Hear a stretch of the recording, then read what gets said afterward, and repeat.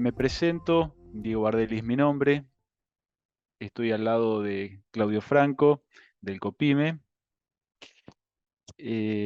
La idea de esta charla o curso introductorio acerca del código ASME es poder hacer una difusión abierta a los matriculados acerca de reglas para la fabricación de recipientes a presión según el código ASME. En este momento, por un tema también de orden, no estamos, digamos, no podríamos llegar a responder consultas si las emiten, las generan vía chat, pero lo que estamos proponiendo es a través de una casilla de correo que es cursoasme@copime.org.ar, que envíen las consultas, observaciones o lo que ustedes nos quieran comentar durante el transcurso de esta semana que sigue y podemos responderlas también en el transcurso de la semana. Eh, bueno, continúo un poco la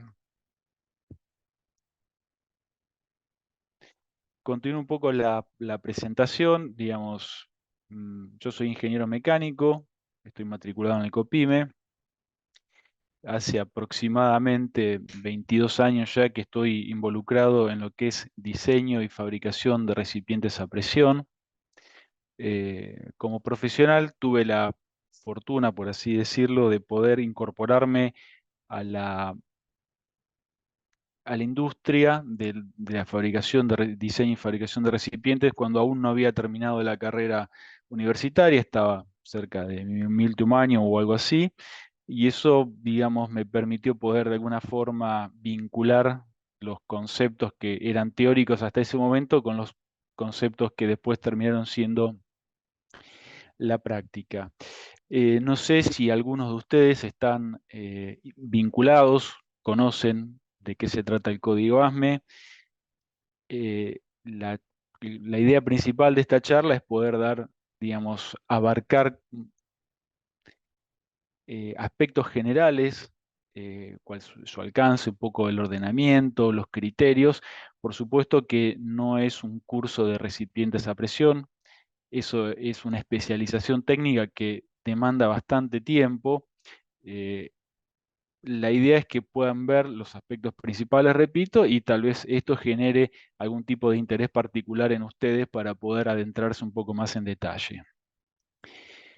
No sé si, repito, están involucrados o no de alguna forma directa o indirecta en el código. La idea, repetimos, es que puedan quitarse algunas dudas, ver un poco la estructura general, los conceptos generales, y de ahí en más se abre la puerta para poder profesionalmente, si les interesa, lo necesitan, poder entrar más en detalle.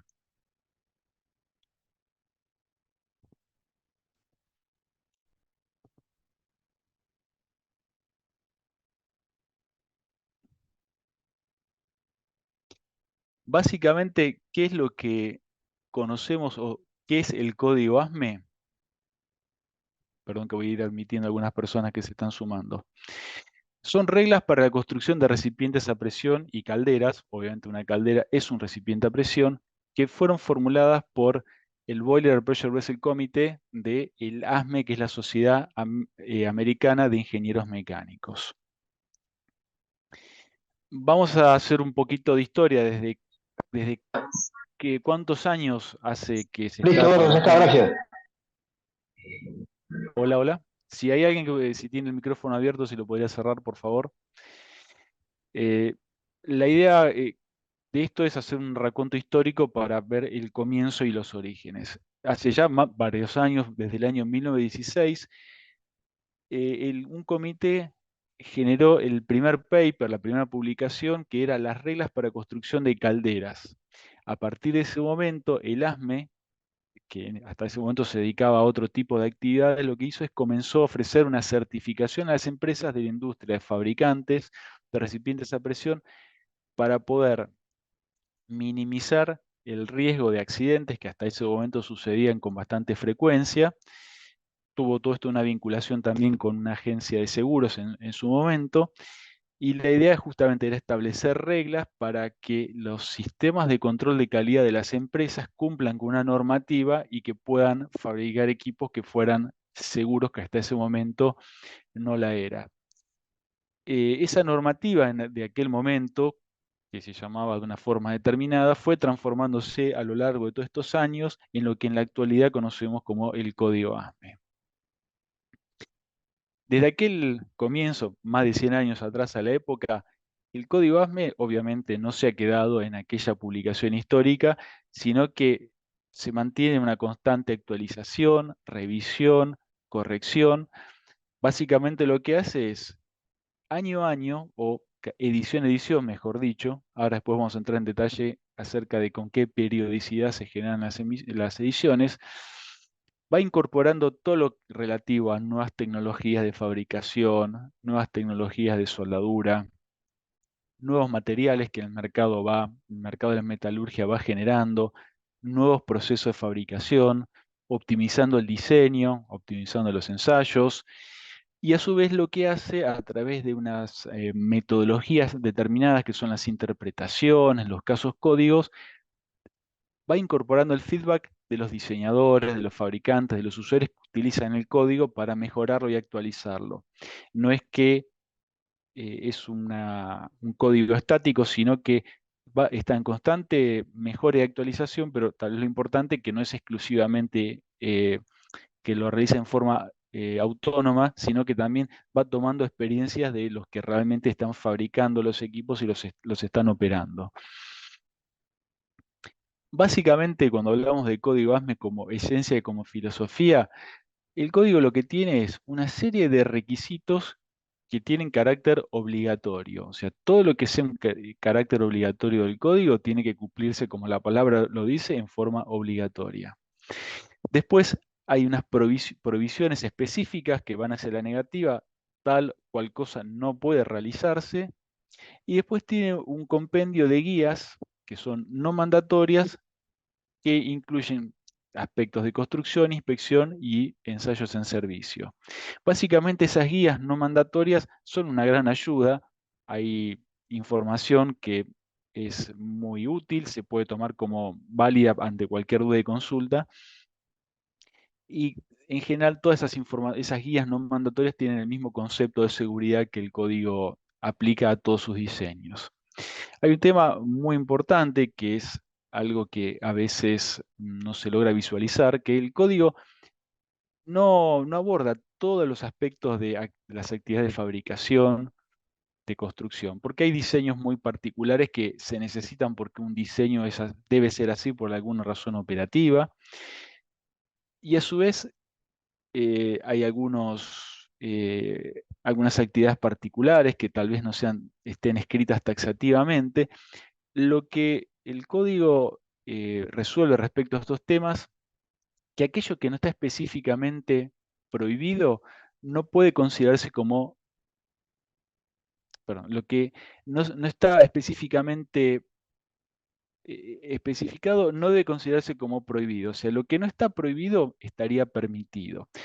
Por supuesto que eso que se realiza tiene que ser cuanto menos tan seguro como cualquier otra solución del código. Pero el concepto es que lo que está obligatoriamente mandado es de aplicación mandatoria, las provisiones específicas deben cumplirse en forma mandatoria y después el resto de las cosas que no están abordadas por el código deben entenderse como permitidas. Es importante señalar también que el código no es un manual, por decirlo de alguna forma, y que tampoco, y esto es taxativo como está escrito, no reemplaza la formación, la experiencia y lo que llama el juicio de la ingeniería. O sea, tiene que haber como un background de formación, de experiencia para poder abordar el resto de las soluciones del código y no es un libro del diseño de recipientes y fabricación de recipientes. La frase o ese concepto bastante particular que el código incorpora, que es juicio de la ingeniería, lo define como juicios realizados por ingenieros con conocimientos y con experiencia en la aplicación del código. O sea que aquellas cosas que deben ser resueltas en aspectos que no están específicamente indicados en el código, deben ser resueltas utilizando el juicio de la ingeniería. Y el criterio final, que esos juicios de ingeniería deben ser coherentes con la filosofía del código. Y tampoco una definición que yo tome usando mi juicio o mi criterio de ingeniería puede anular un requisito mandatorio de una provisión. Por más que yo tenga un juicio determinado ante un aspecto, si esa solución que yo voy a implementar va a estar en contra de requisitos mandatorios o provisiones, no lo puedo implementar. O sea, lo que es mandatorio de ser aplicado es mandatorio de ser aplicado y lo que está prohibido no puede ser reemplazado por o anulado por ninguna otra decisión. Cuando nosotros hablamos de un recipiente ASME, ¿qué queremos decir? Muchas veces ustedes habrán escuchado que se está hablando de un recipiente que tiene estampa ASME. Bueno, un recipiente que está certificado o como decíamos la palabra estampado, es aquel que está construido siguiendo los requisitos del código ASME 8 y que esté construido por una empresa que esté autorizada por el ASME para poder estampar ese equipo. Una empresa que no tenga una licencia otorgada por el ASME para poder hacer la construcción no va a poder fabricar y estampar un recipiente a presión bajo el código ASME. Es algo que no tiene forma de hacerlo y es ilegal. Ese recipiente sigue los lineamientos del código, pero fundamentalmente también tiene que seguir un tema central en el propio código ASME, que es el manual de control de calidad de la empresa. Una empresa que trabaja en diseño y construcción de recipientes tiene que tener un manual de control de calidad que abarca un montón de aspectos. Después podemos ver en forma genérica algunas, pero va desde el diseño, la recepción de los materiales, la fabricación, la soldadura, los ensayos no destructivos, el diseño. Bueno, todos esos puntos están citados en el manual de control de calidad de la empresa que está habilitado, certificado por ASME para poder hacerlo. La empresa cuando construye el equipo tiene que seguir los lineamientos de ese manual y a su vez la fabricación del equipo está inspeccionada, está auditada, por decirlo de alguna forma, por un inspector autorizado, ASME, que trabaja para una agencia que a su vez está autorizada por el ASME y que en forma spot va haciendo una serie de controles, revisiones sobre la documentación, sobre la fabricación, básicamente para monitorear que se cumpla el código, pero principalmente, en definitiva, sería que se esté cumpliendo el manual del control de calidad de la empresa, que es que es quien está fabricando el equipo. Básicamente, como un ordenamiento, el código ASME está compuesto por varias secciones, pero básicamente está separado en estos dos grandes grupos, que es construcción, referencia. Y después, por otro lado, existen reglas para el cuidado, operación e inspección. Pero básicamente el ordenamiento es construcción, referencias. ¿Cuáles son estos códigos de construcción? O sea, como el nombre lo dice, es para fabricar equipos determinados de acuerdo al tipo de equipo que se está hablando. La sección uno es la sección de calderas de potencia, lo que sería calderas de generación. Básicamente todo lo que es humo tubular, pero son calderas que buscan generar vapor para generar vapor de potencia, por decirlo de alguna forma. La sección 3, que es muy amplia, es la construcción de elementos componentes nucleares. Es algo muy específico, bastante particular, pero bueno, forma parte del ASME. La sección 4, que son las calderas de calefacción. Después la sección 8, que es en la cual vamos a andar un poco más en el día de hoy, que son recipientes a presión, que a su vez está compuesto por tres divisiones. Hoy vamos a estar enfocados en la división 1, hay dos más, vamos a ver después de qué se trata cada una de ellas. La sección 10, que son recipientes de plástico reforzado con fibra de vidrio, no es la especialidad en la cual yo trabajo, pero aquí en Argentina hay fabricaciones con esas consideraciones. Y después la 12, que tampoco es muy frecuente de ver, que es la construcción y servicio continuo, ese es el nombre, en tanques de transporte. También es una especialidad bastante particular. Básicamente lo que ustedes van a ver si están involucrados en la gran mayoría de la industria, ya sea química, petroquímica, gas, petróleo, son equipos de la sección 8, recipientes a presión. con respecto a los códigos de referencia que estuvimos hablando en las dos filminas atrás, está dividido en partes que guardan una lógica. La parte A son los materiales que se llaman ferrosos. Ahí están detallados todos los grados, normas y especificaciones de materiales permitidos por el ASME ferrosos para la construcción de recipientes a presión. Es un libro bastante grande y tiene una serie bastante grande de normas también, en el cual están todos los materiales permitidos, los detalles particulares de cada uno de ellos y detalles de como material en sí para poder cumplir el requisito de esa norma, cuáles son las características que debe cumplir, la composición química, sus propiedades mecánicas, sus métodos de fabricación, los ensayos del material en sí. Es un código de referencia necesario, porque yo tengo que diseñar un equipo, pero tengo que usar materiales determinados, y los materiales que tengo que usar los tengo que tomar de algún lado. Después hay una parte B, que son materiales no ferrosos, que también se utilizan en la fabricación de recipientes, por ahí a veces no son tan frecuentes, pero sí existen. Básicamente son todos materiales de base níquel, con base cobre, hay materiales de bronces, pero digamos, tal vez no sean tan frecuentes, aunque en la industria del gas y petróleo lentamente en algunos lugares se continúan usándose, son en general por ahí materiales de manufactura más cara, pero tienen usos determinados. Para no confundirse, en la parte A de materiales ferrosos también están incluidos los aceros inoxidables. Metalúrgicamente hablando, un acero inoxidable es un material ferroso. Hay una parte que es la C, que son todo lo que son consumibles de soldadura. Los nombres particulares que el código le pone son alambre, soldadura, electrodos y materiales de aporte, pero básicamente todos los consumibles de soldadura que se utilizan están en esta parte C. Y después la parte D, que es la que se usa para diseñar cuáles son las propiedades de los materiales. En esa parte vamos a encontrar todos los materiales que están en la parte A.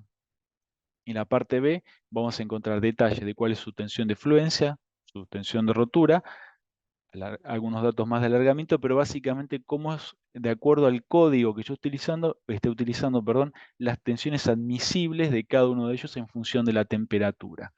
O sea que yo necesito, para poder hacer un diseño, necesito tomar el código de diseño, pero también asistirme de los códigos de referencia para poder identificar y tipificar los materiales y saber qué características tiene cada uno de esos materiales. A su vez, algunos códigos de referencia más que son necesarios para la fabricación de un equipo, o por lo menos para la gran mayoría de equipos que se ven en el uso habitual, digamos, de nuestra vida profesional. Hay algunos más particulares. La idea es poder describir lo que más habitualmente se puede ver. La sección 5, que son los ensayos no destructivos, que por ahí las personas que estén involucradas en la parte de toda la especialidad de no destructivo lo conozcan. El libro abarca lo que conocemos como radiografiado, ultrasonido, líquidos penetrantes, partículas magnéticas, ensayos de detección de fugas, eh, emisiones acústicas. Bueno, todo eso está en una sección determinada específica que son los ensayos no destructivos. Y la sección 9, que aquellos que son inspectores de soldadura lo van a conocer muy bien, son todos los requisitos para calificar a los procedimientos de soldadura, o sea, la instrucción de trabajo donde esté indicado el proceso, cuál es el proceso de soldadura, digamos, proceso, qué material consumible, las variables de ese proceso, todo lo que tenga que ver con la marcha de la soldadura está ahí, y a su vez cuáles son los requisitos para calificar a los soldadores que van a ejecutar esas tareas. Y después, dentro de las reglas para el cuidado, operación e inspección, tenemos lo que sería mantenimiento de operación de calderas de calefacción. Tal vez no sean tan frecuentes de ver estas secciones aquí en la Argentina. Otra sección que son guías recomendadas para el mantenimiento de las calderas. En general, todo lo que son estas reglas de mantenimiento no son muy observadas. Es interesante, aunque no estén tal vez involucradas en forma directa, asistir a esas, referirse a esas, a esas secciones, ver su contenido, algunos lineamientos interesantes que se puedan obtener,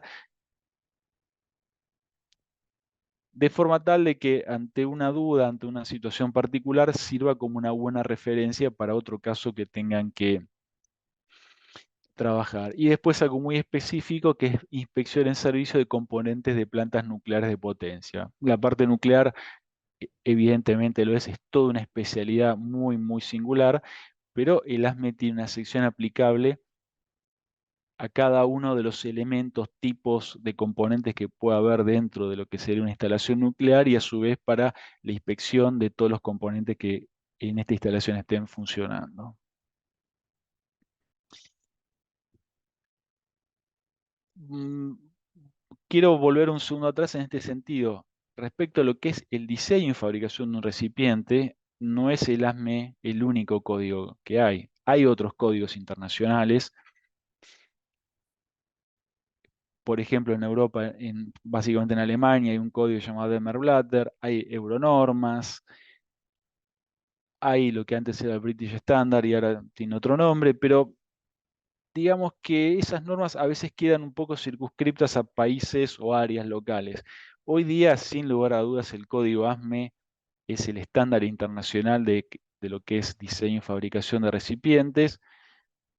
Es un código, digamos que bastante conservador, con factores de seguridad que balancean la parte económica con la de seguridad de una forma muy segura, pero hoy día es un estándar internacional en el sentido que uno puede comprar un equipo en cualquier parte del mundo que haya sido fabricado y que esté estampado ASME y uno tiene la seguridad de que ese equipo cumplió todos los protocolos del sistema de calidad de la empresa que lo fabricó, que está certificada bajo ASME.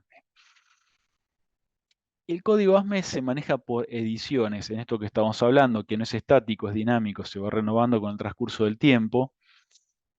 Hasta hace unos años atrás, a la fecha, tenía un sistema que se editaban ediciones cada 3 años, con periodicidad de cada 3 años.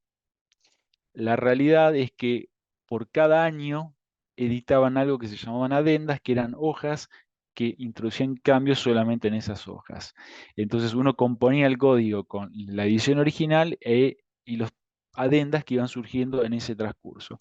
No era muy práctico trabajar, y bueno, fue decantando un poco el sistema a reducir la cantidad de tiempo entre edición y edición, que pasó de 3 años a 2 años, y lo que se hizo es editar un código nuevo, una edición completa, es desde la primera hoja hasta la última en esa edición, es completamente nueva por esa nueva edición. Tiene un sistema bastante práctico de marcas en las hojas, donde se va marcando en cada hoja cuáles fueron los cambios que fueron introducidos. Hoy día, la edición que está vigente es la que se llama 2021. Comenzó a ser obligatoria a partir del 1 de enero del año 2022. La edición 2023 ya está editada, está disponible. Las empresas que aplican la estampa ASME tienen que adquirir, comprar esos códigos. Está editada más o menos a partir del 1 de junio, julio de este año, y comienza a ser obligatoria a partir del 1 de enero del 2024. Con lo cual, cualquier equipo nuevo que se fabrica a partir del 1 de enero del 2024 en forma mandatoria tiene que cumplir la edición 2023. Un equipo que se comienza a fabricar a partir de, por ejemplo, julio hasta diciembre de un año, puede tomar la edición 2021 como mandatoria que lo es, o puede optar por la otra edición 2023. Históricamente los códigos ASME se imprimían en papel, eran, para que tengan una idea, cada libro, cada uno de estos que estuvimos viendo, división 1, división 2, división 3 de material, aproximadamente son 800 o 900 hojas. Es bastante, digamos, voluminoso el material, pero de un transcurso a la fecha fue decantando esa forma de impresión y obviamente ya casi no se usa o no se usa, y lo que se hace es, se editan archivos digitales en PDF, son muy prácticos porque tienen como cualquier otro PDF, un buscador, uno recuerda alguna palabra clave, algún inciso y puede buscar de una forma mucho más rápida. Es cierto que el anterior generaba como una necesidad de una gimnasia mucho mayor porque había que recordar y buscar en forma manual toda la información. Pero hoy día son todos en formato electrónico. Ahora, como concepto, lo último que vemos aquí, si yo tengo que fabricar un equipo, ¿puedo hacerlo con una edición anterior del código? No, no es posible. Yo tengo que aplicar la edición vigente a partir del momento cero. Y el momento cero a nivel contractual es cuando se firma la orden de compra de construcción del equipo, no es cuando comienzo a comprar o cortar o soldar los equipos. El primer material es con la colocación de mi cliente hacia el fabricante de la orden de compra del equipo. Y no puedo ir hacia atrás en el tiempo. Tengo que aplicar la nueva última vigente y de ahí hacia adelante. Un segundito, por favor.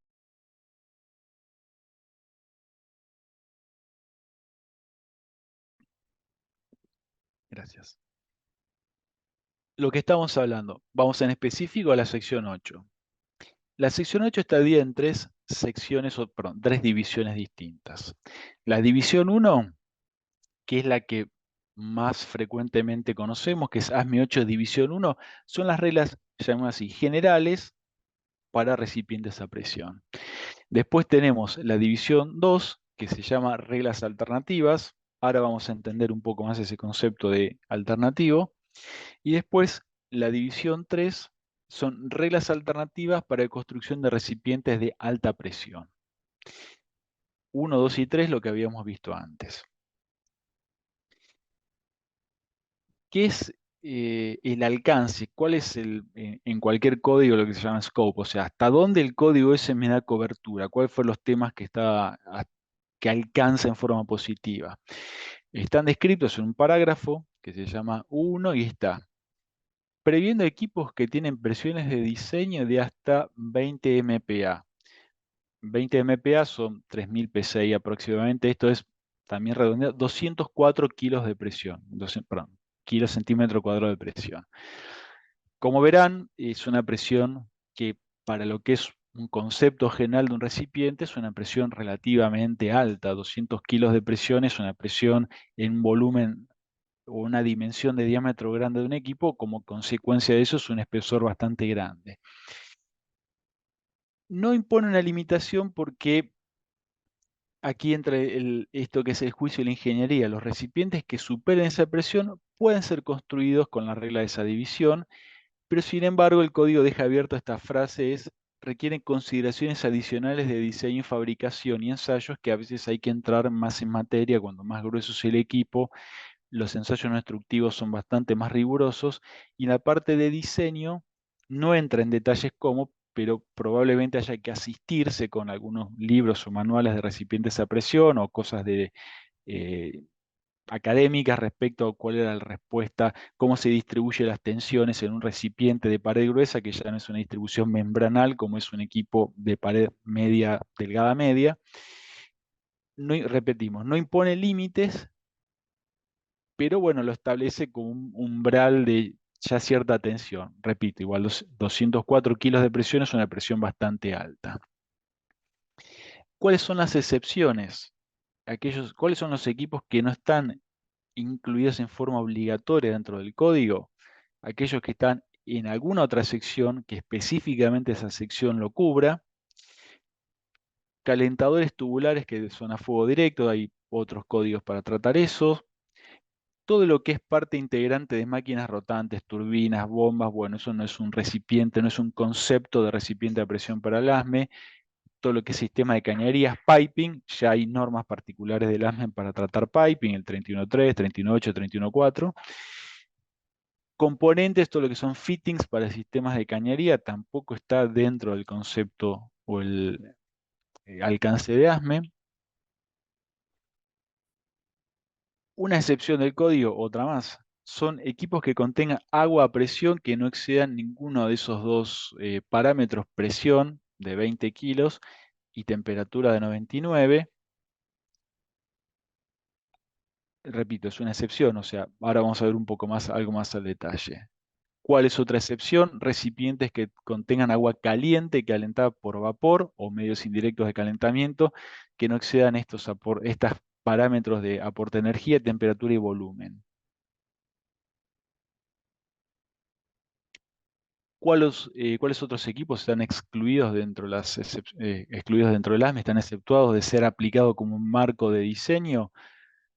Los equipos que no superen los 100 kPa es un kilo, es un eh, equipo de muy baja presión, sin limitación de su tamaño, puede ser un equipo pequeño, puede ser un equipo de dimensiones mayores, no es mandatorio aplicar el ASME si no se supera esa presión, y a su vez recipientes que podríamos decir como pequeños, estos que tengan un diámetro interior que no exceda 150 milímetros, no importa el largo y no importa la presión.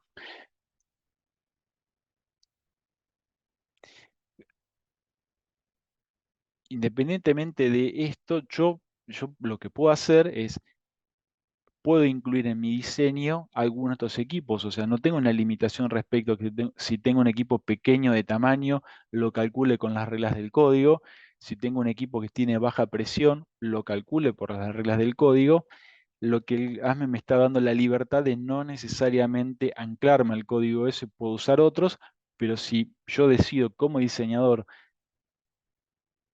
diseñar un equipo que esté dentro de cualquiera de estas dos clasificaciones, lo puedo hacer mientras cumpla lo que son las reglas, los requisitos del código, no voy a encontrar ningún impedimento de, digamos, de diseñarlo si el impedimento formal está en que si un equipo ya está tratado en algún otro código, no lo puedo meter a la fuerza, por decirlo de alguna forma, dentro del código ASME. Vamos a lo que es el ASME 8 sección 2, sección 8, perdón, división 2. Esta división digamos, no está muy difundida aquí en la Argentina. Paulatinamente creo que la expectativa es que sí se comience a difundir. Algunos equipos fabricados en Europa, algunos de ellos, Italia podría llegar a ser, y algunos en Estados Unidos, sí tienen, cuando el equipo amerite, ahora vamos a ver un par de lineamientos del por qué, a dónde sería necesario o mandatorio hacerlo. En general no tiene mucha difusión el código este, pero el código este cuando está bien aplicado puede generar algunas diferencias sustanciales en algunos diseños. El código está nomenclado con el nombre de reglas alternativas, son más restrictivas en varios aspectos. Diseño, en general la formulación es más rigurosa, abarca la verificación de cálculo de algunos otros ítems que el División 2 no entra tan al detalle, es más riguroso en lo que es los ensayos no destructivos de la fabricación del equipo, los ensayos no destructivos de los materiales que se utilizan para la fabricación de los equipos, y en general tiene como consecuencia de todo ese diseño que se utilizan en presiones altas, equipos que tienen pared gruesa, como consecuencia de alta presión. El División 2 trata un tema que el División 1 lo menciona, pero no abarca el cómo tratarlo, lo que son las cargas cíclicas de fatiga. Como consecuencia de todo esto, de poner más énfasis en la parte del diseño, en los ensayos constructivos, en los materiales, se logra un objeto básico que es bajar el coeficiente de seguridad que se toma, o sea, básicamente todo lo que es la tensión admisible de diseño de material es una tensión de fluencia o de rotura que está dividido por un factor de seguridad, que tiene un valor determinado en división 1, en división 2 es sustancialmente, es más bajo, por decirlo de alguna forma. Como consecuencia de haber sido más riguroso en todo esto que hablamos, se pueden tener un factor de seguridad, perdón, más bajo, eso es sinónimo que la tensión admisible aumenta y que el espesor disminuye. Y después hay una división muy particular que es la 3, que intenta específicamente equipos de muy alta presión. Fíjense la referencia esta, estamos hablando de equipos de más de 700 kilos centímetro cuadrado de presión, no es para nada habitual, en general son equipos muy pequeños de tamaño, de construcciones forjadas, de usos súper particulares, pero bueno, lo interesante es saber que el código ASME tiene una división dentro de la sección 8 que es específica y lo trata y tiene algunas soluciones bastante, desde la parte técnica, interesantes, pero es muy poco frecuente. Aquí en Argentina no hay ninguna empresa que esté habilitada para construir equipos División 3 y creo que en el mundo son relativamente pocos. Vamos a algunos detalles más en particular de la División 1 en este momento. ¿Cuáles son los límites geométricos? El alcance. O sea, yo tengo un equipo que estoy diseñando un equipo de acuerdo al código ASME 8 División 1. Bueno, ¿a dónde empieza y dónde termina ese equipo? Esto es, digamos, la envuelta cilíndrica del cuerpo. Esto es una boquilla de conexión para soldar a tope. Mi alcance del código ASME termina aquí, en el bisel de soldadura de la junta circunferencial. Supongamos que esto es una cañería que se conecta por soldadura a la boquilla del recipiente. Bueno, de aquí para acá es código ASME. De aquí para acá es fuera de este código. Eso no quiere decir que todo lo que suceda acá esté librado al azar. Serán otros códigos de diseño de cañerías u otros estándares internacionales, pero el concepto es que desde aquí para acá es ASME y de aquí para acá es extracódigo. Si yo, por ejemplo, tuviese una unión roscada, que en general cada día se usan menos, pero hay todavía equipos, sobre todo lo que es la parte de almacenamiento de aire comprimido, se utilizan uniones roscadas. En todo lo que es la industria oil and gas en general no se utiliza o se trata de minimizar en casos muy puntuales. En algunos casos por un servicio, hay algunos servicios especiales que manejan sulfhídrico, aminas, hidrógeno, y las roscas no es una buena solución, pero básicamente hay un problema geométrico por el hecho de que si por alguna razón esta rosca tiene algún defecto y yo tengo que reprocesar esta rosca porque ya no toma bien el elemento que va conectado ahí, me está obligando a sacar de servicio un equipo que por ahí tiene un volumen muy grande, un peso grande y es vital para una parte del proceso por una pieza extremadamente pequeña. En general, entonces, se trata de evitar este tipo de solución. En el caso de existir, de aquí para acá es código ASME y de esta línea para afuera está fuera del código ASME. Cuando yo tengo una conexión bridada, que son en general las conexiones más frecuentes de ver en cualquier recipiente a presión, ¿cómo lo resuelvo? La primer superficie de sello en esta parte. Brida, de aquí para acá, código ASME, de aquí para acá, fuera de código. Si yo tengo un caso particular que es una variación del anterior, lo que se llama cierre permanente, una boca de entrada de hombre en un recipiente, lo que se llama boca de mano, boca de inspección. Similar, pero con la singularidad que termina el alcance en la brida ciega y están incluidos dentro del alcance del código la junta que va acá adentro, los espárragos o tornillos, en general son espárragos lo que se utilizan, y las tuercas. Todo esto es código, digamos. De aquí para acá simboliza que no hay nada.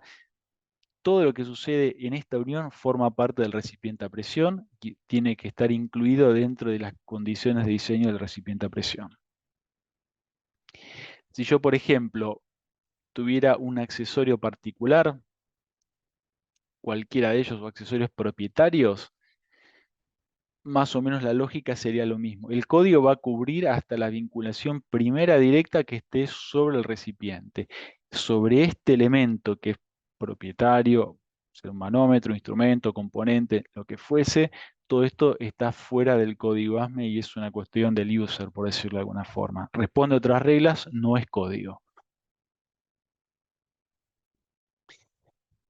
Una vez que entramos dentro de la sección 8, bueno, veamos en forma general cómo está organizada esa sección 8.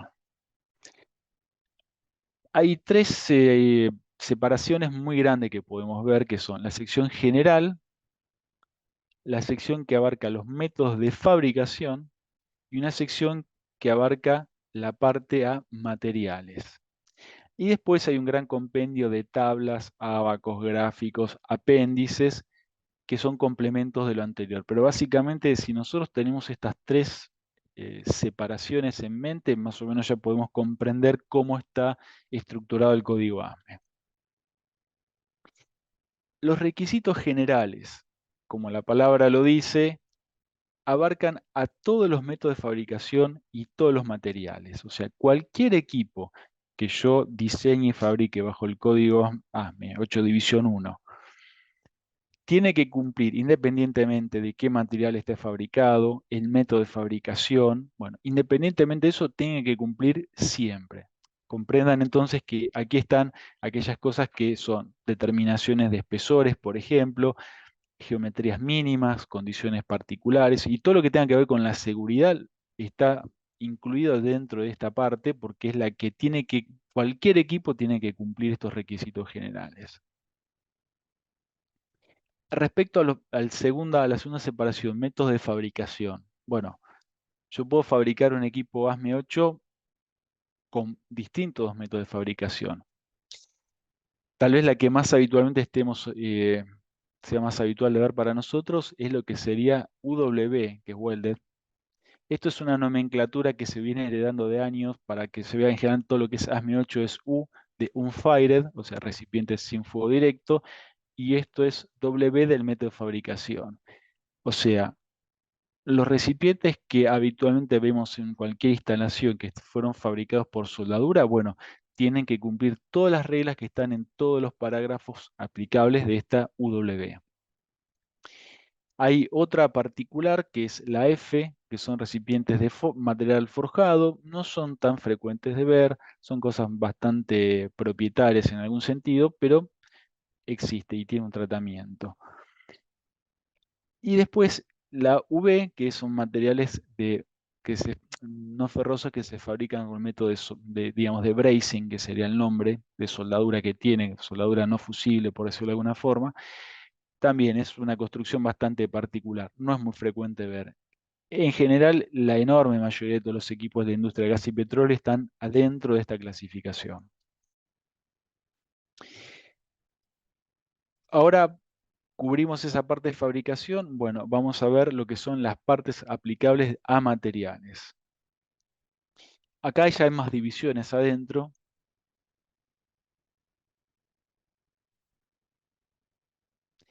Y vamos a tener esta separación. La UCS, que son equipos fabricados, como el nombre lo dice, CS Carbon Steel, recipientes en material de acero carbono y baja aleación.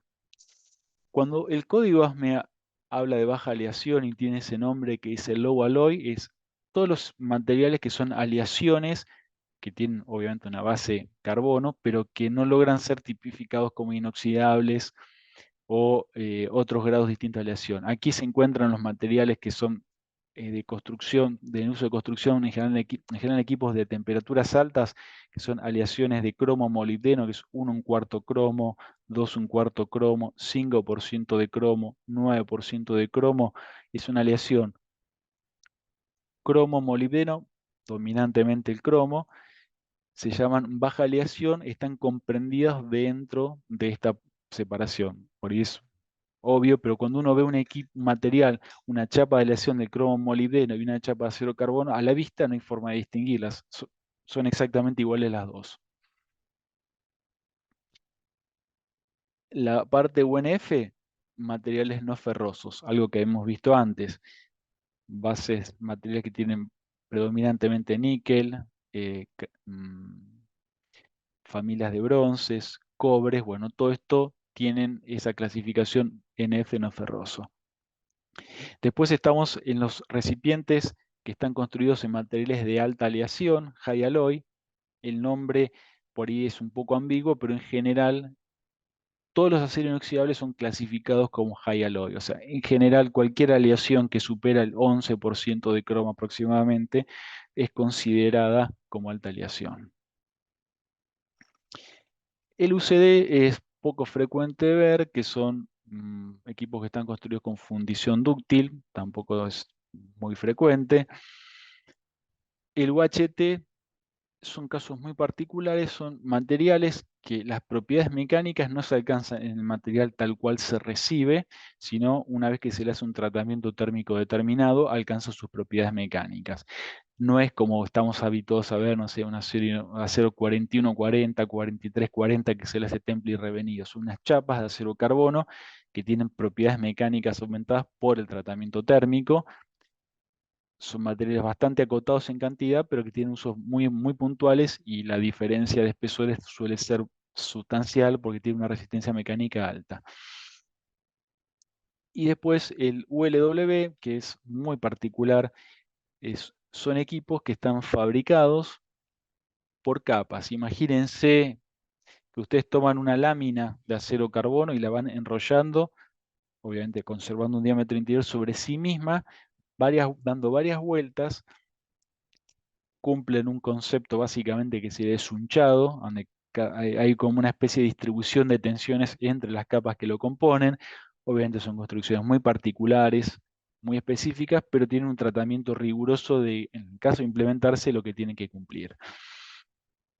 El ULT, que son recipientes que están construidos con material que tiene una tensión admisible alta a una temperatura baja, de última. Son equipos muy específicos, perdón,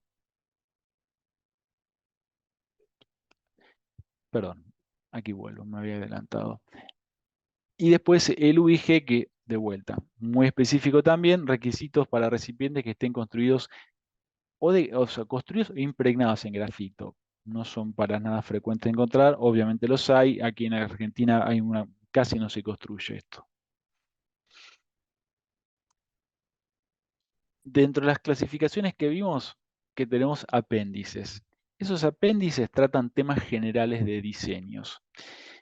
Diseño, fabricación, inspección, están divididos en esto que se identifica como mandatorio, aquellos mandatorios son de cumplimiento obligatorio, y los no mandatorios, que son de cumplimiento optativo. Todo lo mandatorio aplica a todas las secciones del código. Están identificados con números, perdón, del 1 al 48, y trata temas específicos de la sección 8, división 1.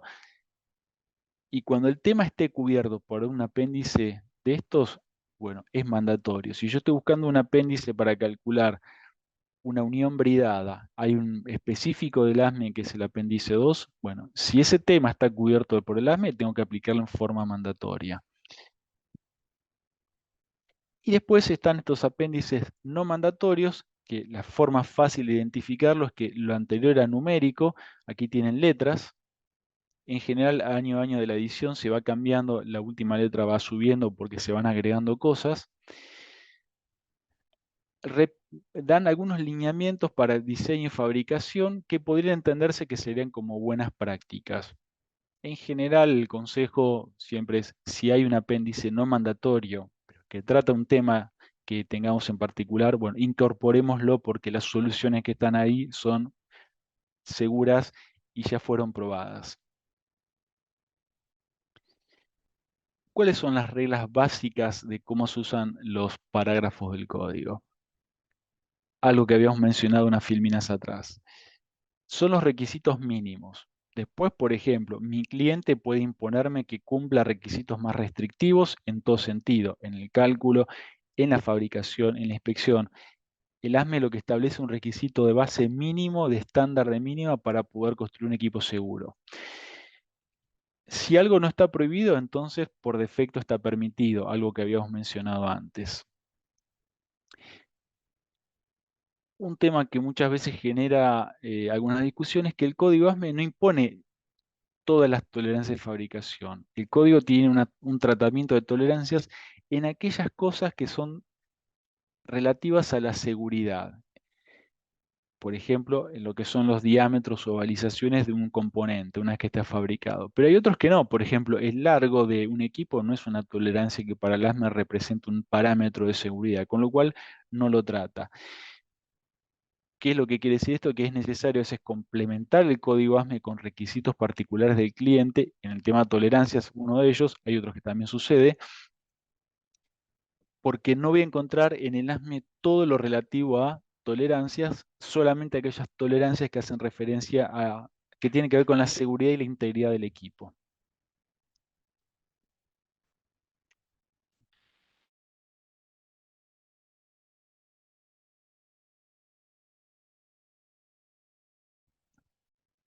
¿Cómo sería la secuencia para diseñar y fabricar un equipo? Hay que recorrer, digamos, tener una experiencia y conocimiento de todo lo que abarca el código, porque hay que consultar todas las subsecciones que podrían abarcar el diseño que yo estoy involucrando. Y las reglas incluyen temas de diseño, pero también requisitos de cómo se conforman las partes, cómo se hacen las reparaciones, cómo se hacen las inspecciones de material.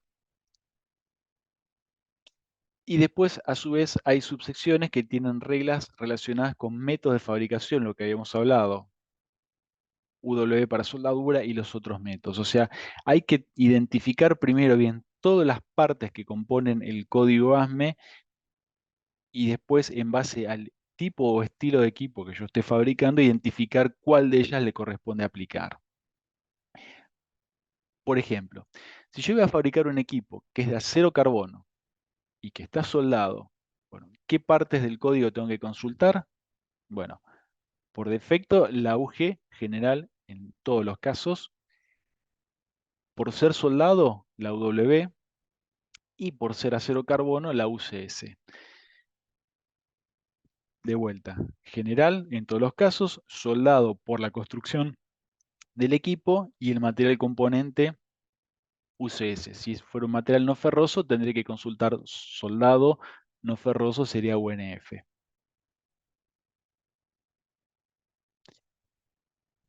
Cuando, a ver, hoy día la enorme mayoría de los diseños de los recipientes se realiza a través de software de cálculo de diseño.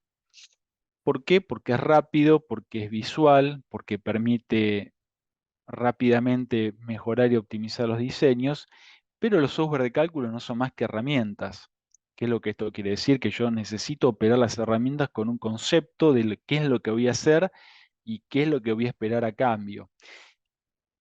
No hay que perder el foco de esa herramienta. Yo puedo hacer cualquier verificación de un equipo aplicando las fórmulas del código a través de una planilla Excel, por ejemplo. No estoy impedido de hacerlo.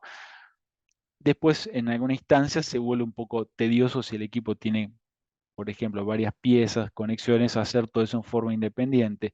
Pero lo que quiero resaltar es que todos los software de cálculo son herramientas. El concepto lo tenemos que tomar del código. Cuando yo estoy diseñando un equipo, bueno, ¿cuáles son las cargas de diseño que voy a tener que tener en cuenta? Para el División 1, lo que hay que considerar es como carga de diseño, presión de diseño, puede ser interna o externa, obviamente si está, bueno, la externa está el vacío dentro de ellas, el peso propio, el equipo pesa y las bases van a tener que tomar ese peso y a su vez eso se transforma en una tensión que está existiendo en la envuelta por el propio peso, además de la presión. El contenido normal en operación, si tiene más o menos líquido, eso representa peso y columna hidrostática me aumenta la presión. Si tengo, por ejemplo, máquinas motores, bueno, esas reacciones estáticas las tengo que considerar. Si tengo internos, un catalizador, por ejemplo, lo tengo que considerar. Si tengo soportes que me vinculan al recipiente contra otros elementos o el recipiente toma otros elementos como cañería a través de soportes, lo tengo que considerar. Si tengo cargas cíclicas debido a variaciones de presión y temperatura o combinación de presión y temperatura que está variando. Si tengo carga de viento, de sismo, de nieve y a veces algunas otras cargas particulares como por ejemplo, muy poco frecuente, la deflagración. O sea que el código abarca la presión, las formulaciones se basan en la presión, pero me da el input de que yo tengo que verificar el resto de estas cosas. ¿Cómo hacerlo? Bueno, tendré que por ahí tomar fórmulas de libros de recipientes a presión para ver qué tratamiento darle en algún caso. Pero lo importante es señalar que hay una serie de cargas de diseño que el código ASME me impone atender para hacer un diseño mecánico. Eso es carga. Ahora, respecto a la temperatura, ¿qué tengo que considerar? ¿Cuál es la temperatura máxima de diseño? O sea, la máxima excursión positiva de temperatura que tiene un equipo. Y a su vez, ¿cuál es la temperatura mínima de diseño? ¿Por qué? Porque cuando yo estoy en temperaturas altas, por decirlo de alguna forma, eso me afecta en forma directa la resistencia del material. Pero cuando yo estoy en temperaturas bajas, eso me afecta directamente a la tenacidad del material. Y tengo que hacer algunos análisis, después vamos a ver unos lineamientos básicos de cuál es cómo determinar la habilidad de un material respecto a su tenacidad. Y a su vez un factor, tema importante, si hay personas que están involucradas con lo que son calderas, recipientes, lo van a entender perfectamente, es la corrosión. Cualquier recipiente está sujeto a adelgazamiento por ya sea corrosión, erosión o abrasión. Por lo cual, si yo quiero que mi equipo alcance una vida útil determinada, a todas las fórmulas que yo utilicé para determinar un espesor, le voy a tener que adicionar el espesor de corrosión que se determine.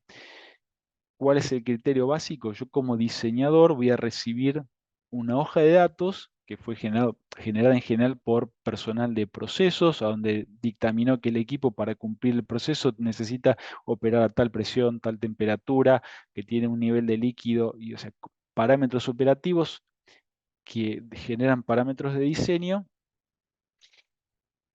Y en esa hoja de datos yo necesito saber cuál es la corrosión.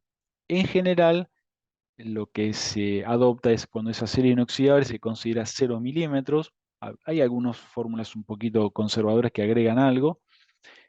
Una corrosión mediana baja, por decirlo así, es 1,5 milímetros. Una corrosión media es 3 milímetros y una corrosión alta son 6 milímetros.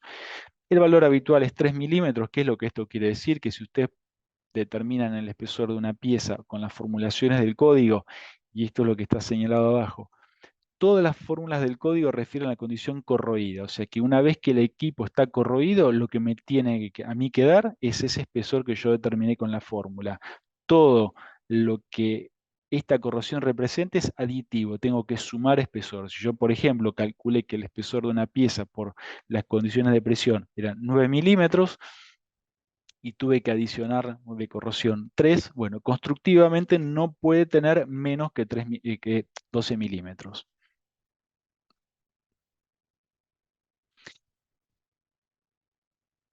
En general vimos todo lo que es la parte, los requisitos generales. Dentro de los requisitos generales también se desprende algo que hace no mucho tiempo el ASME entró en materia, que son los requisitos que tienen que tener los diseñadores que hagan diseños de recipientes a presión. Eso es un tema que por ahí necesita una especial atención, y de aquí se desprende por ahí un poco el tema de la experiencia de lo que estamos hablando. El ASME básicamente identifica dentro de personal involucrado en el área de diseño tres figuras básicas: ingeniero certificador, ingeniero o diseñador. Yo como fabricante voy a designar quiénes son esas personas. Tal persona ocupará el cargo de ingeniero certificador, otro ocupará el de ingeniero y otro el diseñador, o no. No todas tienen que estar a la vez. No, no necesariamente todas tienen que estar a la vez. En general, el puesto que cada uno va a ocupar tiene que ver con su formación y su experiencia. El concepto que le pone el ASME a estas personas es que son los responsables a cargo del diseño, o sea que tienen que tomar la responsabilidad del diseño que se está realizando. Por ejemplo, la figura más alta en lo que sería esa organización sería el ingeniero certificador. Puede hacer los trabajos en forma directa o a su vez puede ser responsable a cargo de cualquier actividad que realice otra persona, pero él va a ser el responsable a cargo. Digamos, siguiendo en la línea de formación, por decirlo de alguna forma, está, perdón, el ingeniero y el diseñador, que pueden hacer distintas actividades de diseño, pero básicamente el que tiene la formación y la posición más alta dentro de lo que sería las incumbencias de lo que puede realizar es el ingeniero certificador. Por ejemplo, lo que estamos hablando, perdón que me adelante un poco. Un diseñador o ingeniero puede realizar actividades de diseño como actividades particulares, por ejemplo, análisis numérico, que sería cálculos de elementos finitos, evaluaciones de fatiga, cálculos de reacciones sísmicas, o el cálculo de una etapa de apertura rápida. Tiene que tener una capacitación específica en esas tareas, que el ASME regula, digamos, quién es. En general es el vendedor de un software o un ingeniero certificado que esté habilitado para capacitar personas. Pero básicamente, digamos, la idea es tratar de establecer los criterios que tienen que tener las personas que hacen los diseños. ¿Por qué? Porque tienen que ver con la seguridad del equipo, y históricamente se monitoreaba a la persona que más requisitos tenía que cumplir, eran los operadores de soldadura, por ejemplo, pero LASME llegó a la conclusión que el personal de diseño tiene que también estar calificado en específico y tener la experiencia suficiente para poder hacer diseños. Acá un tema que por ahí ayuda a comprender incumbencias técnicas y, por ejemplo, lo que es la matrícula y la formación profesional y el COPIME a la vez. Para el ASME, para ser calificado como ingeniero, hay que tener un título de universidad acreditada, lo define así, en ciencias, ingeniería o tecnología. La definición de ingeniero abarca esos aspectos y en particular habla que tiene que ser una carrera full time de creo que no menos de 4 años de matrícula, digamos, completa.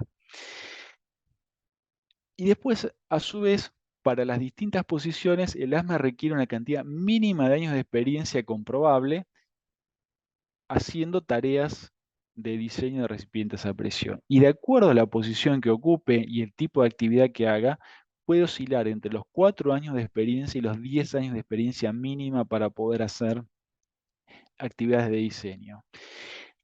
Esto entró, digamos, a ser mandatorio y tener forma hace no muchos años atrás, creo que 6 aproximadamente. Y bueno, esto genera como cierta necesidad de actualizar la capacitación del personal y a su vez poder continuar la formación de las personas que ya tienen experiencia con los jóvenes profesionales y técnicos que estén trabajando para poder cumplimentar después y poder demostrar que las personas que hacen las tareas de diseño tienen la capacitación y la experiencia suficiente. Y como último, en la parte de los requisitos de diseñador, es un tema bastante importante que originalmente o formalmente, para el ASME, para quedar calificado como un ingeniero certificador, que sería el estatus más alto que está a nivel capacitación en el sentido que es el que puede desarrollar todas las tareas de diseño, requiere ser un ingeniero que esté registrado. Un ingeniero registrado es el nombre que le pone, ya sea en Estados Unidos y o en cualquier provincia de Canadá, en cualquier estado de Estados Unidos, en cualquier provincia de Canadá. Esto generó digamos, una serie de consultas internas y se formó un comité en varios países. Argentina tiene un comité que se llama IWG, que es el International Working Group de Argentina, que trata y participa y presenta propuestas, porque esta situación generaba que para poder hacer eso había que subcontratar una tarea de un ingeniero en otro país, y después eso entra en conflicto con algún criterio que las me impone, que es que una persona tiene que ser responsable a cargo. Entonces, para ser responsable a cargo de una tarea, demanda que esté involucrada en forma directa. O sea, que yo tercerice la revisión de un documento a un tercero que no está en mi organización, no es un concepto que para el ASME sea un responsable a cargo. Bueno, para lograr conciliar un poco toda esa situación, el ASME aceptó a través de un caso especial, se llama caso código 3036, que si el equipo va a ser diseñado y fabricado en América Central y América del Sur y se cumplan serie de requisitos, por ejemplo, que el ingeniero tenga mínimo 8 años de experiencia, un ingeniero matriculado con una licencia dentro de la jurisdicción, o sea, en Argentina matriculado a través del COPIME, ya que dentro de las injerencias del COPIME está la de realizar trabajo de ingeniería, puede hacer el diseño y la fabricación del recipiente, es considerado como un ingeniero certificador. O sea, lo que antes no se permitía, se permite ahora cumpliendo estos requisitos y teniendo una matrícula con licencia dentro de la jurisdicción. ¿Cuál es el próximo paso en el cual se está trabajando? Es quitar esta restricción que suceda únicamente, o sea, que esté habilitado únicamente para América Central y América del Sur y hacerlo extensivo a cualquier país del mundo que quiera comprar un equipo ASME. Esta es la situación en la actualidad, se está trabajando para poder ampliar un poco el alcance a esto que estaba mencionando.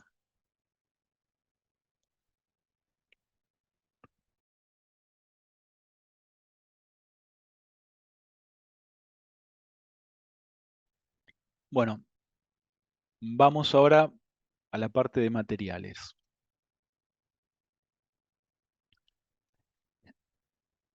un tema muy importante. El código ASME no especifica qué materiales debemos usar para cada equipo. No es que yo voy a encontrar dentro de un ábaco del ASME que me diga, bueno, si usted tiene ácido sulfúrico, una concentración y presión determinada, el material que tiene que usar es este. Si usted está procesando un hidrocarburo que tiene tal o cual característica, el que tiene que usar es este. El ASME no, digamos, no hace esa selección, es el usuario, el que conoce el servicio del equipo, o el diseñador o una agencia que yo como usuario final contrate para que haga un análisis, va a determinar cuál es el material adecuado para el servicio. No es responsabilidad del ASME hacerlo, sino exclusivamente del usuario o el diseñador. El ASME lo único que hace es, dentro de todos los materiales posibles a nivel construcción, normas, estándares, cuáles son los que están aceptados por el código ASME, y una vez que este material está incorporado, bueno, ¿qué requisitos tiene que cumplir? O sea, una vez que el diseñador determina que para determinado uso, el material que yo tengo que seleccionar es, por ejemplo, la chapa SA 516 grado 70, bueno, yo tengo que ir al ASME y el ASME me regula si ese material está permitido, hasta qué temperatura lo puedo usar, si tengo alguna limitación, si tengo alguna restricción, y todas las características que tiene que cumplir, pero no es el ASME quien determina que ese sea el material adecuado. Hay una situación que se genera muy frecuentemente, que hay como dos gamas de materiales que son el mismo material, tiene una nomenclatura similar, pero no exactamente igual, que es la diferencia entre un material que es ASME o ASTM. Son las mismas propiedades mecánicas, la química, la composición, es lo mismo. La diferencia está en quién creó ese estándar, quién lo definió, si el STM o el ASME. El STM define límites y los parámetros para propiedades de un producto y los métodos para comprobar que lo cumplan. O sea, cómo hago, qué ensayo tengo que hacer para determinar que ese material cumple la composición química que se está determinando, las propiedades mecánicas que se está determinando. Y el ASME lo que hace es determinar que ese material puede ser usado en una construcción de recipiente a presión o no. ¿Qué es lo que esto quiere decir? Que por ahí en el STM yo tengo un montón de materiales, en el ASME tengo los mismos, pero no todos. En general, la cantidad de materiales que yo tengo disponible en el código ASME es inferior a todos los materiales que yo tengo en el STM. ¿Por qué es esto? Porque algunos materiales STM son para usos generales de industria y los materiales ASME 8 son para equipos retentivos de presión. Entonces, una vez, si un material está en ambas listas, por decirlo así, es igual, es el mismo material, pero puedo encontrarme que en una lista STM tengo un material que no esté dentro del código ASME. Yo solamente puedo usar para un equipo retentivo de presión los materiales que están permitidos en unas tablas que están en el ASME 8 División 1.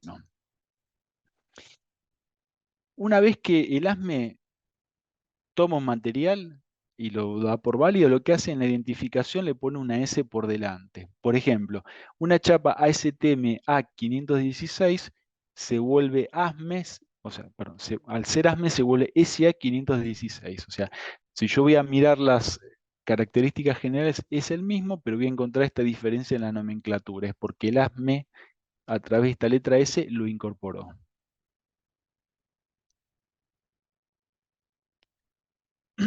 Después, respecto a lo que es la metalúrgica básica, eso que hablamos en unas filminas atrás, ferroso y no ferroso, el ASME lo identifica con un prefijo. Todo lo que es SA es ferroso y lo que es no ferroso es SB. De la misma lógica son materiales ASTM ASME, uno tiene la B y el otro la A, SA o SB. ¿Qué materiales son los aptos para ser utilizados en recipientes sometidos a presión? Bueno, el ASME habla de esfuerzos, de tensiones. Los materiales que estén sujetos a esfuerzos, a tensiones debido a la presión, por eso hay una terminología que el ASME usa, que es la parte retentiva de presión. Yo puedo tener un recipiente a presión que tiene elementos que son los que están sujetos a esfuerzo mecánico por la tensión y otros que no, sus patas de soporte. El ASME va a regular lo que pasa en la parte retentiva de presión, pero en la parte no retentiva de presión no es el alcance del ASME. ¿Qué tiene que verificarse entonces? Que esa especificación esté listada en esta sección de sección 2, parte D, que son materiales a donde tengo las propiedades mecánicas, o sea, esto es sección 2, materiales de a donde están las propiedades mecánicas, y en estas tablas son las tablas que me definen las tensiones admisibles. Si yo no encuentro el material en estas tablas, quiere decir que ese material no lo voy a poder usar para ese elemento que quiero fabricar. Yo tengo que circunscribirme a los materiales que están en las tablas. Esto por eso es una limitante, pero no lo es. La cantidad de materiales que hay en las tablas estas es muy extenso. Supera por mucho lo que es en general la fabricación estándar de lo que habitualmente se ve. Hay un requisito muy específico que es mandatorio. ¿A partir de qué composición química yo puedo usar o cortar o soldar un material? Bueno, cualquier material que tenga un contenido de carbono que exceda 0,35 no puede ni cortarse ni soldarse, con lo cual, por añadidura, no puede usarse para la fabricación de un equipo. En general, todos los materiales de recipientes a presión son materiales que tienen contenidos de carbono tendiendo abajo, 0,15, 0,2, 0,20, 0,23 máximo en general, y después tienen varios elementos en su composición química.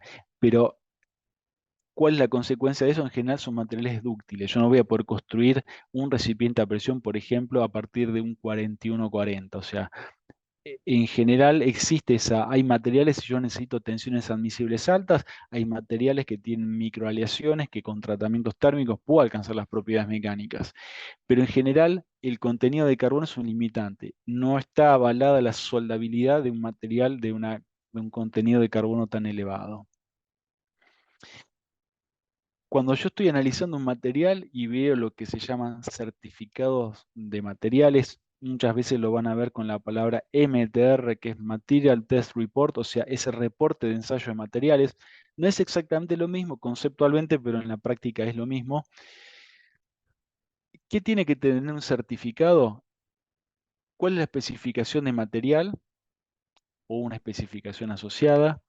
Identificar unívocamente el material, saber que es un grado de STM SA 516 grados 70, no puede no describir en forma completa, que tenga un detalle de los análisis químicos, de los ensayos físicos, de los tratamientos térmicos y de los ensayos suplementarios hubiera.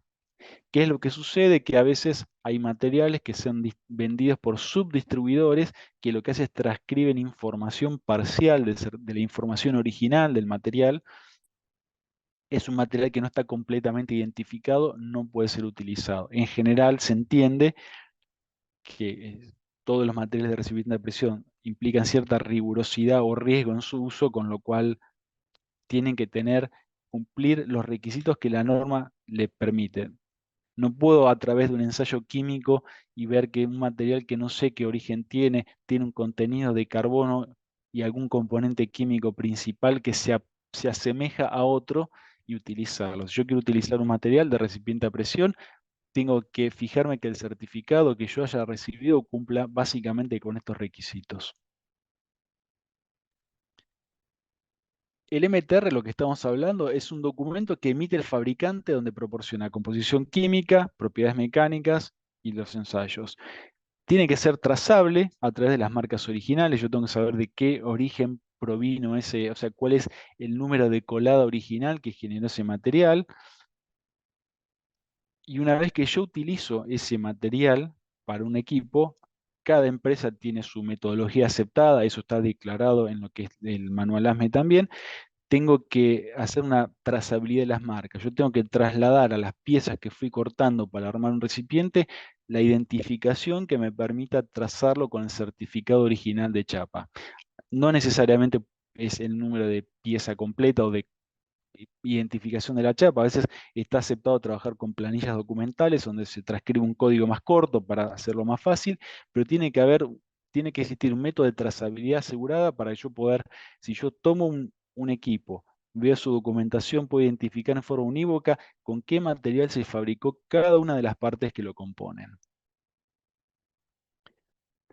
Y después respecto a soldadura, cuando los materiales de soldadura que yo utilice estén dentro de la subsección C, la que hablamos, que es la de consumible soldadura, para el ASME es suficiente que el marcado de etiquetado del material esté de acuerdo a la especificación. No necesariamente tengo que trazar que documentalmente llevarme hacia el origen. Es deseable hacerlo, pero con que el material esté identificado, etiquetado con el nombre de la especificación correspondiente es suficiente. En general, en la industria hoy día se requiere más. Yo quiero los certificados de material para poder adosarlos en el libro de fabricación de un equipo, donde en ese libro de fabricación están los planes de inspección, o sea, toda la información documental que los llevó desde el origen del diseño hasta la fabricación. Y en general se incorpora siempre la certificación de materiales, incluida la de los consumibles. Vamos a ver rápido algunos conceptos de diseño. No vamos a ver fórmulas por ahora, pero para que se comprenda el diseño. Básicamente es un diseño por reglas el que utiliza el código ASME 8 División 1. Es quiere decir fórmulas de cálculo que ya están tipificadas para cada tipo de construcción, cada tipo de elemento, y una fórmula determinada para aplicar. Y que tiene básicamente como precepto o principio rector la seguridad. Seguridad en la operación y en el diseño, que el equipo no colapse en la prueba hidrostática inicial y que tenga una vida segura. Básicamente esto es un ejemplo de una construcción soldada de un recipiente a donde el ASME identifica categorías de unión soldada. O sea, un equipo tiene, de acuerdo a la posición que se ubique dentro de la construcción, distintos tipos de categorías de juntas. Y eso me va a llevar a una serie de acciones posteriores. Depende básicamente de la ubicación dentro del equipo. Fíjense ahora, después vamos a ver ejemplos, un detalle particular. Estas se identifican como A, estas como D. O sea, de acuerdo al tipo de elemento que estoy uniendo y la ubicación dentro del equipo, tengo distintas categorías de uniones soldadas. La categoría A, son las que vemos acá, son todas las costuras longitudinales. Si recuerdan o tienen algún concepto de lo que es resistencia a materiales, son las que están sometidas al mayor esfuerzo mecánico, las longitudinales de la envuelta, y después esto es un cabezal semiesférico, que es la pieza, digamos, de menor espesor a una geometría determinada. Bueno, tiene la misma rigurosidad a nivel tensional que una envuelta longitudinal. Acá faltó marcar esta A. Pero bueno, esta es la categoría A. Después, como categorías B, tengo las uniones circulares, que pueden estar en la envuelta. Acá también faltó marcar estas, pero bueno. O dentro de una conexión diámetro determinado. Las C son uniones en esquina, de filete o, digamos, de unión de un elemento brida contra una envuelta cilíndrica, contra un cuello de conexión en esta parte. Y después la categoría D, que son estas soldaduras de la boquilla contra la envuelta. Básicamente, digamos, vamos desde la A, que es la que más tensión va a soportar, hacia la B, C y D. La D es la que menos esfuerzo mecánico va a estar sometido. Una vez que yo, digamos, identifico las costuras, bueno, existen distintos tipos de uniones soldadas. Estamos hablando básicamente de una construcción soldada que es la que más ampliamente se utiliza.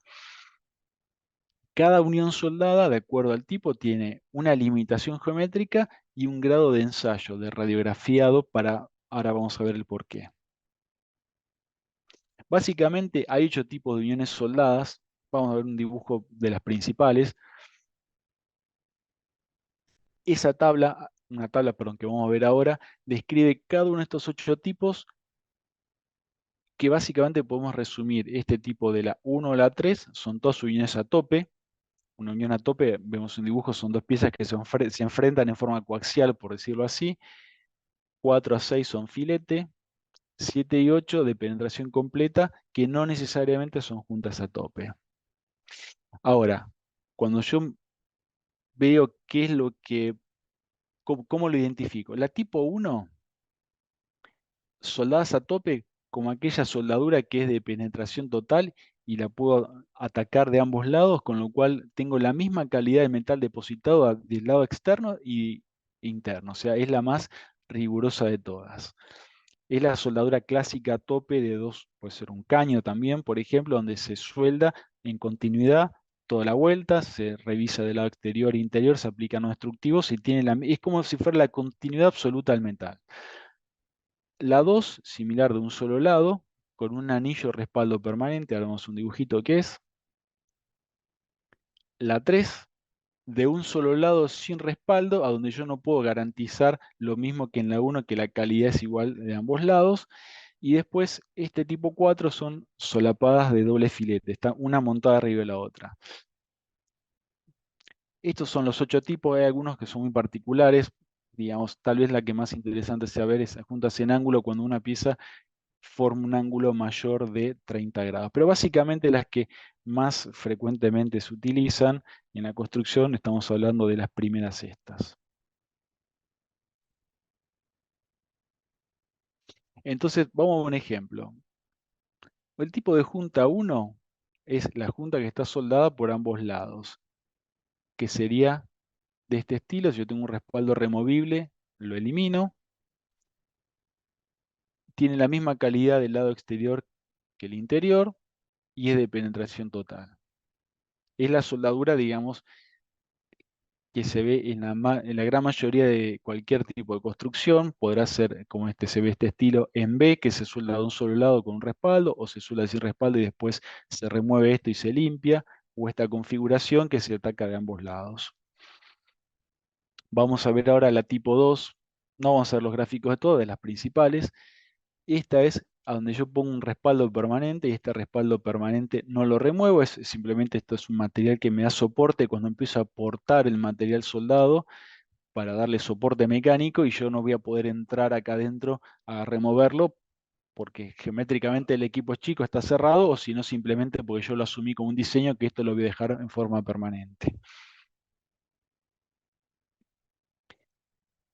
Este es un tipo de junta 3 a donde lo que estamos hablando, yo no tengo acceso, entonces no puedo llegar a controlar qué es lo que pasa, me puede llegar a pasar esto desde el concepto de diseño, donde tengo una fusión incompleta en esta parte, o tenga acá un material que se ha descolgado de la soldadura porque estaba muy separado. Pero independientemente de eso, existe este tipo de junta 3, digamos, permitido. Volvemos un poquito atrás. Un solo lado sin respaldo donde yo no puedo garantizar esto que tengo aquí, que tengo el mismo metal de ambas caras.